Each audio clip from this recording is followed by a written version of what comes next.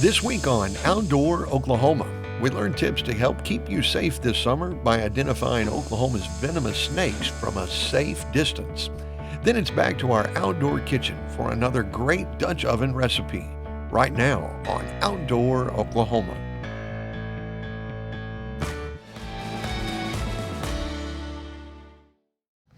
One of the great things I love about Oklahoma is the sheer diversity of wildlife that our state has. And one of those categories that I many times kind of overlook because I don't know much about it is our reptiles and specifically our snakes. And so to teach me more about the great diversity of Oklahoma snakes, I've come to the expert. I'd like to introduce you to Mike Porter. Thanks for joining me. Well, thank you, Todd. I work at the Samuel Roberts Noble Foundation in Ardmore, Oklahoma. And our mission is helping people in agriculture.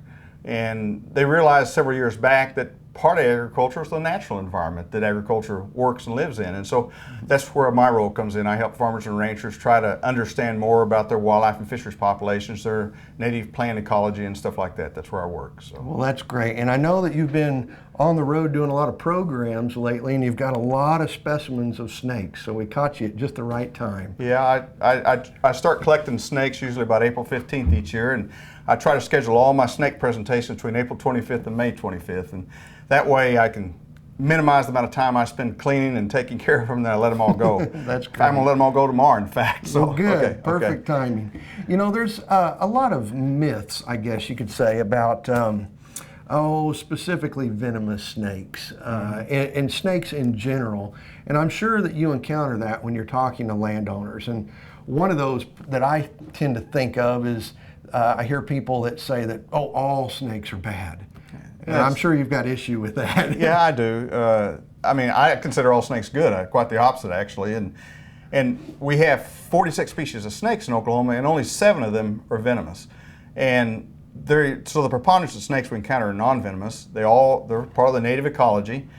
I like using them in our presentations because they're a good surrogate for wildlife in general. People tend to be real scared of snakes or really interested in them. So I can talk about snakes kind of talking about wildlife in general. So I enjoy talking about snakes. So. Well, that's great. Well, I'd like to kind of address some of those myths or misconceptions that a lot of the public has about snakes. And why don't we start out by going straight to the chase and talking about those venomous snakes. And okay. I know you've got a few here to show us, right? Yes, I have 3 species. Yes. Okay, good deal.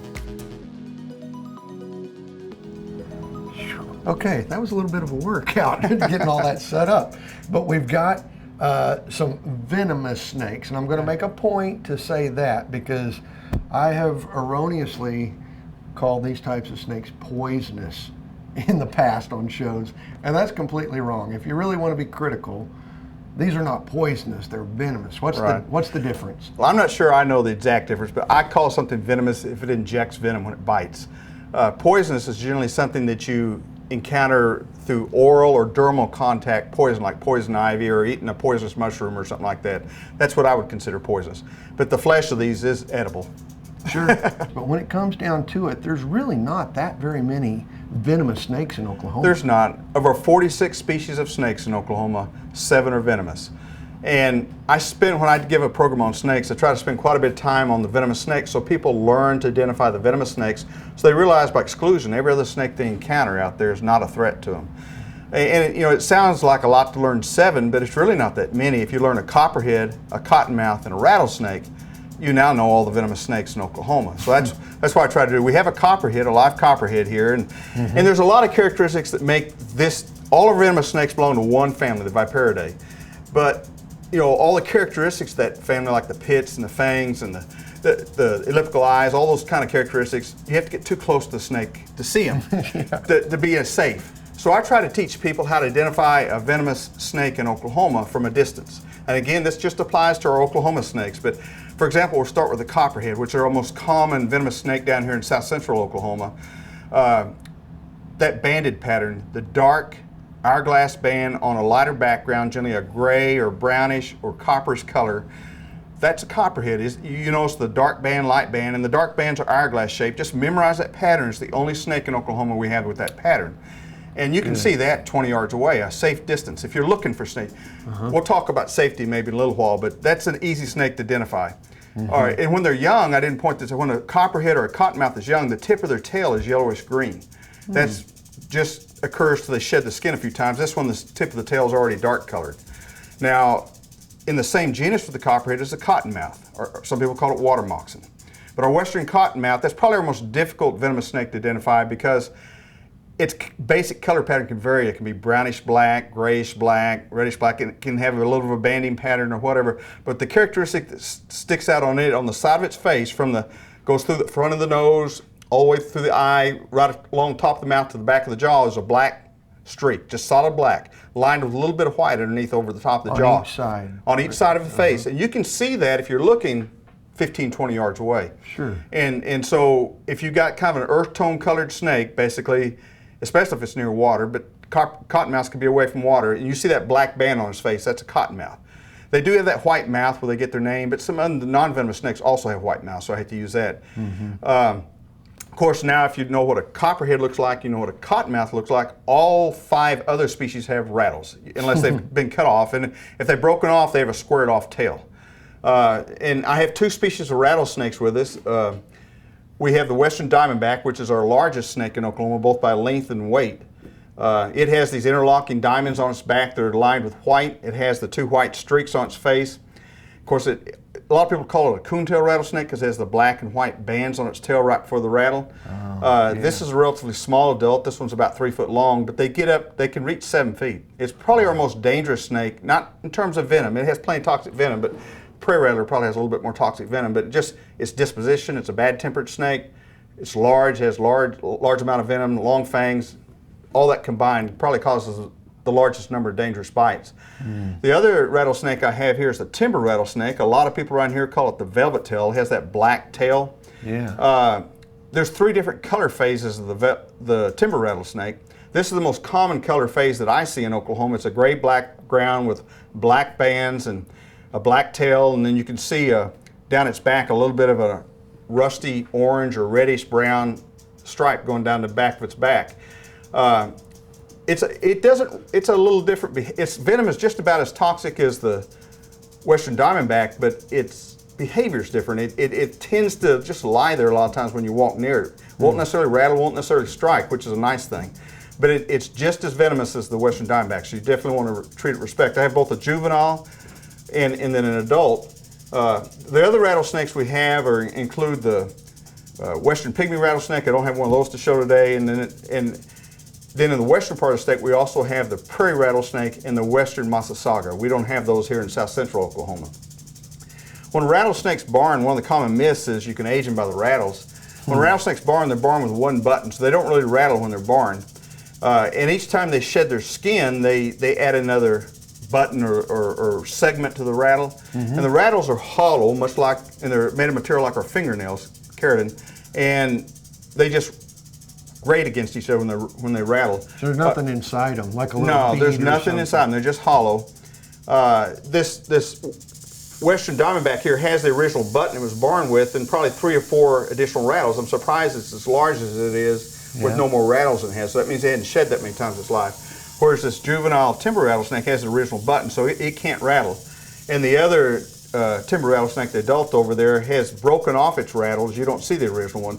But they're just like fingernails. As they get longer, they'll break them off when they catch on something or something like that. So, but anyway, those are our venomous snakes. So if people will try to learn what a copperhead looks like, memorize what that looks like, what a cottonmouth looks like, and what a rattlesnake looks like, then they'll know by exclusion every other snake they encounter in Oklahoma is not a threat to them. Should we talk a little bit about safety while we got these out? Absolutely. I mean, let's do that. Especially with kids. I try to talk to them when they're out in the yard, or they're out in the park, or out in the pasture, wherever they are in the woods, to try to just watch where they put their hands on their feet. If they'll do that, they won't get bitten. It's that simple. Now, some of these snakes, like a copperhead, can be very cryptic. They really blend in with their surroundings. But if you'll watch, if you'll be looking at the ground, you can still see them. And so if people will watch where they put their hands on their feet, they simply won't get bitten.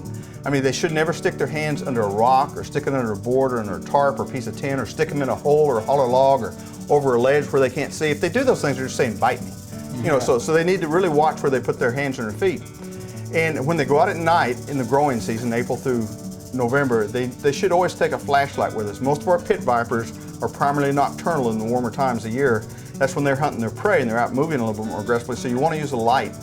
Many copperhead bites I hear about are people walking out to their car or something like that and step on one on the porch of the driveway or something like that. So if they just take a flashlight out with them, they would have seen the snake. Well, Mike is just a wealth of information, isn't he? If you'd like to learn more about snakes and other reptiles, order a copy of our Oklahoma's Reptiles and Amphibians book off our website. Coming up next, our good friend Lou Ann Waters is back at it with another great Dutch oven recipe. And trust me, you're going to like this one. Now, depending on how involved your recipe is, you can go ahead and start your coals ahead of time so they'll be ready when you need them. There we go. You can get storm-proof matches that literally will withstand Oklahoma winds. Otherwise, your typical kitchen match, you could go through half a box trying to get your charcoal started. But whatever type of match that you start your newspaper. And I usually wait a couple of minutes before I go and do anything else because it'll first start to put out lots of smoke, but it may not be burning well enough, though I think this one's going to actually start the charcoal. So you might have to add additional paper, but this one I think we're going to be fine. And so it should be ready by the time we're ready to put the food on the fire. But storm-proof matches, if you didn't get to see that one very well, they literally are almost like a miniature flare, and until all this orange burns off, they won't go out. And so on windy days in Oklahoma, it's nice to have those. And I have a friend that teaches survival classes. He said it's the only match that he recommends to people anymore, versus a lot of others you'll see on the market. So we're going to do a creamy chicken and bacon enchilada.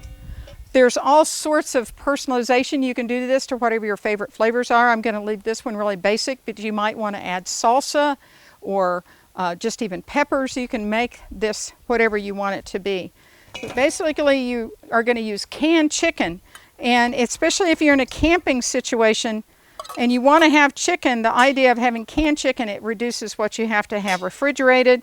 You know that it's already cooked, so you don't have to worry about that. You're just going to chop it up a little bit so it'll blend into everything better.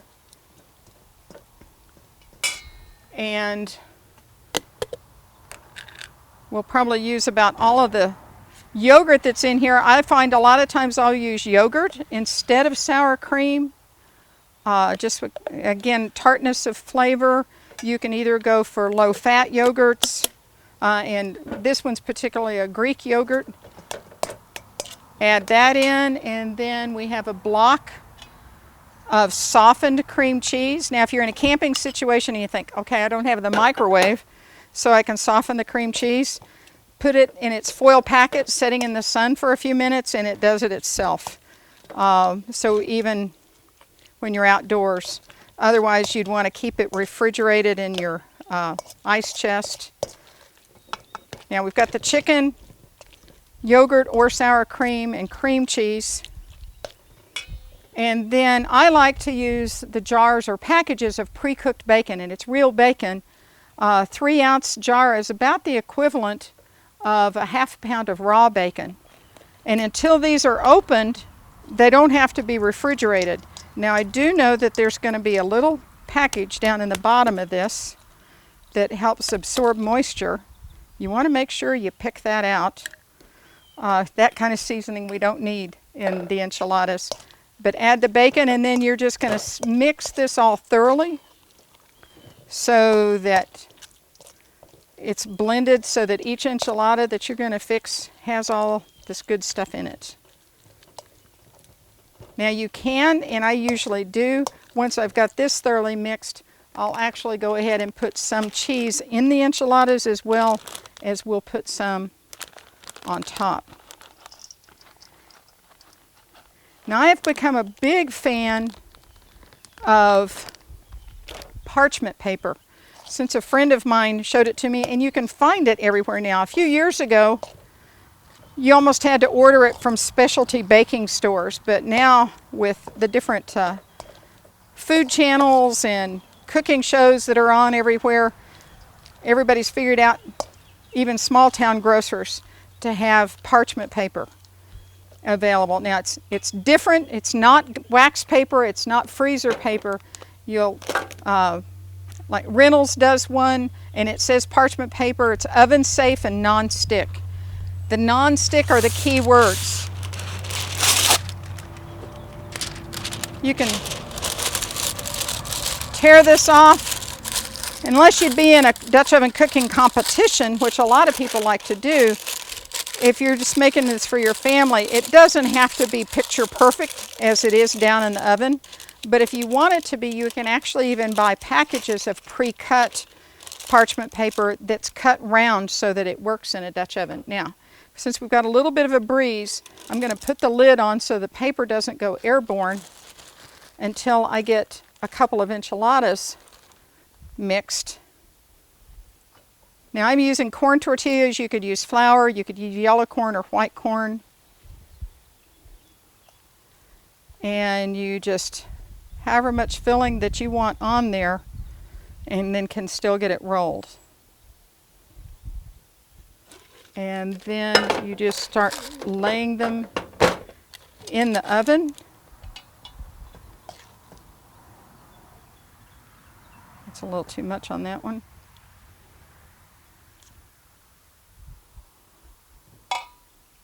And again, other seasonings, if you really like things spicy, you might want to, you could have chopped red chilies, or you could have, diced up jalapenos.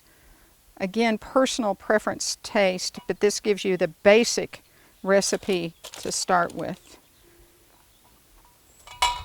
Quick and easy. All of these things are, other than for the cream cheese and the yogurt, are things that you can have on your pantry shelf all the time. And if you need a quick meal, unexpected company, whatever, that you're able to put together a dish that people really enjoy.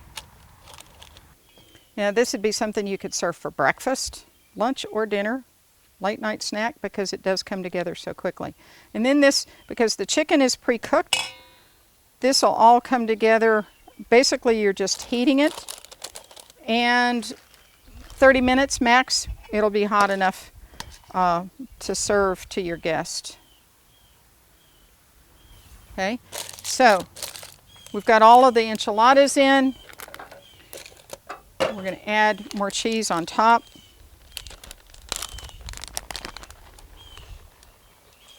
Now you may want to grate your own cheese, but it's also handy, especially if you know a recipe calls for a certain amount of cheese, and you can buy these packaged this size. You know that it's got 2 cups worth of cheese in it.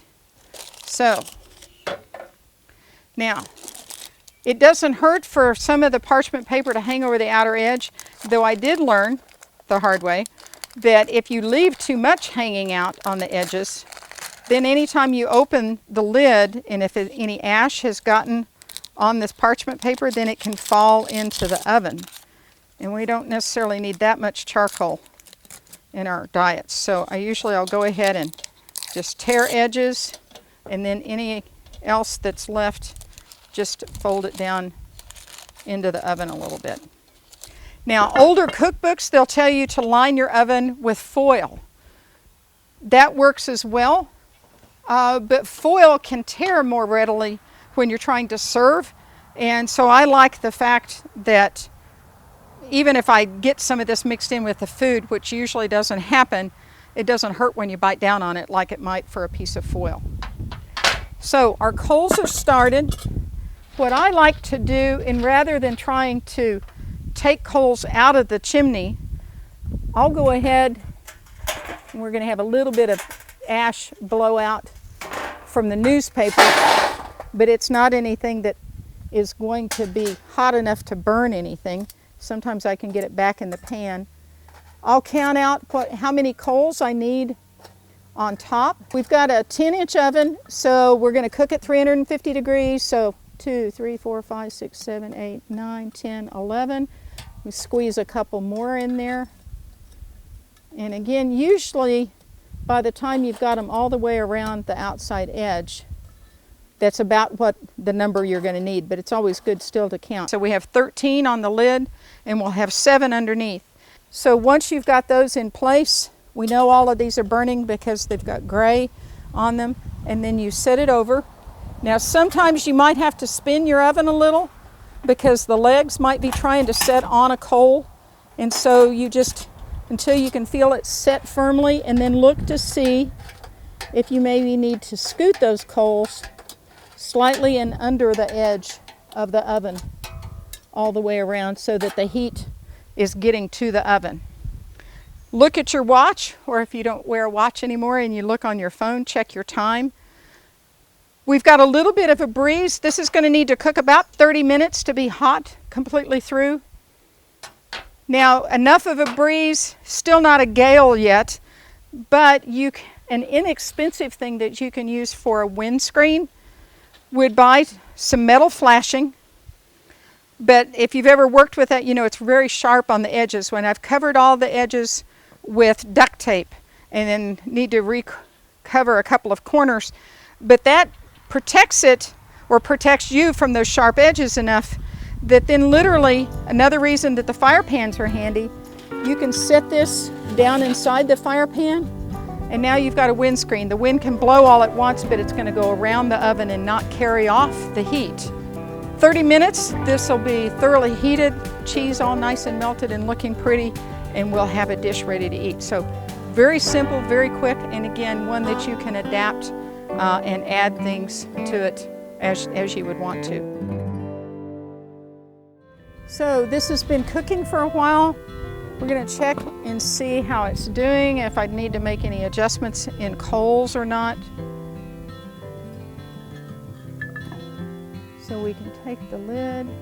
Oh, and if you've got something that you'd really like for it to brown a little bit more on top, this would be when you can put your lid back on, and those extra coals that we had, now we can add extra heat to the top. Now, I learned the hard way one time with the cobbler, you can get a little carried away with how much heat you add to the top. From not browning to being a golden brown, luckily I stopped when I did, or it might have been a burned top because I piled a little too much heat on it. But this will be enough to have it go ahead and brown. And again, we've still got enough wind. Rather than having to turn the oven continually, we'll set this back around as its windscreen.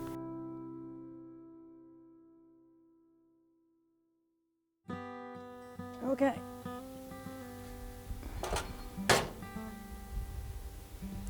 Now, depending on what you're going to set your oven on, it's fine to set it on wood tables. I use wood tables in my workshops and haven't ever had an oven burn those, but if you're at some campgrounds, they'll have plastic coating on top of even metal tables.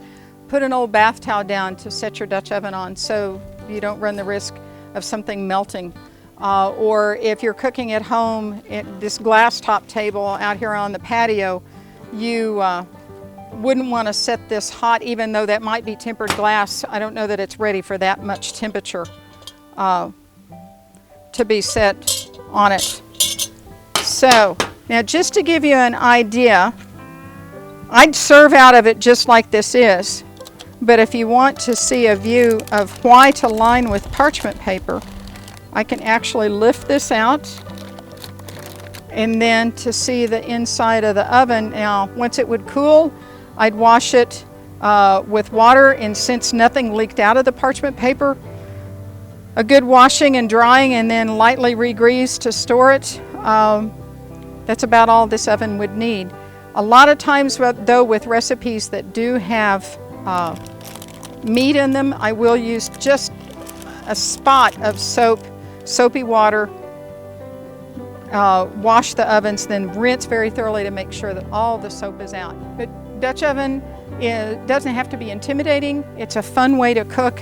It gets you outside and you get to enjoy nice weather.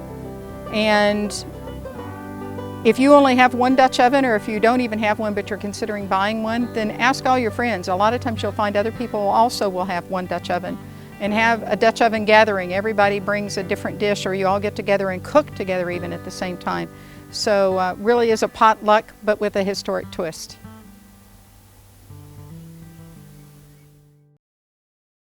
Hey, thanks for joining us today. For all of us at your wildlife department, I'm Todd Craighead, and we'll see you right here next time on Outdoor Oklahoma.